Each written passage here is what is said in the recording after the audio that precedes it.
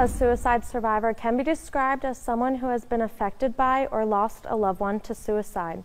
One Great Falls man knows that experience. He lost his father to suicide. Since his loss, he's journeyed through many emotions, guilt, and grief. Shannon News shares his story as we continue the MTN Zero Suicide Initiative. Oh, my father was just a great guy and a good businessman and a very ethical person. He was 87 years old when he chose to take his life. August 8, 2001 is a day Owen Robinson will never forget, and a day that would forever change him. Oh, it was a horrible day because the day before he actually told me that he thought maybe the solution was suicide. Blew me away. I was with him the entire day and talked to him, and I thought I had calmed him down, and at the end of the day he promised me that he would not do that. And then the next morning he did. Owen says at first he was disappointed and felt his father had lied to him, but he realized that wasn't the case. Things inside him that he couldn't deal with didn't make him think correctly. He just was not able to handle them. And it was his way. It was his way to cope with the things that he couldn't cope with anymore. It took me a long time to realize that. Owen says busyness of life and many responsibilities kept him from confronting the loss for a long time. But eventually I had to face it, and it was so devastating and so encompassing. It was very difficult to think straight or work or do anything. He was motivated to do something so others wouldn't have to walk alone. He started the Life After Suicide group through Peace Hospice.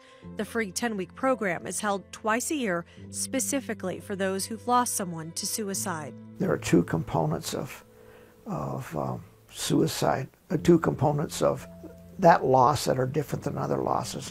And one is there's always a feeling of guilt. The person left behind somehow thinks, and usually unfoundedly, they think that they were the reason. It was their fault. They should have known. They should have been able to stop it.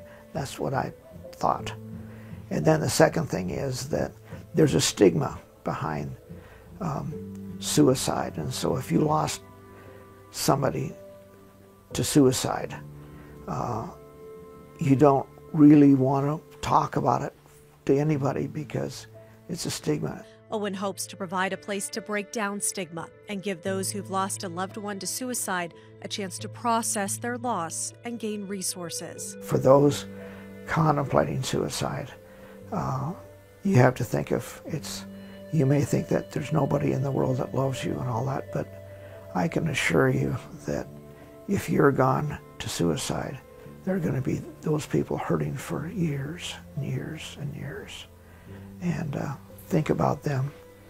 And if you think about them and you think about yourself, get the help you need. If you or someone you know has lost someone to suicide, you can call the Peace Hospice to get more information or sign up for Owen's group, Life After Suicide.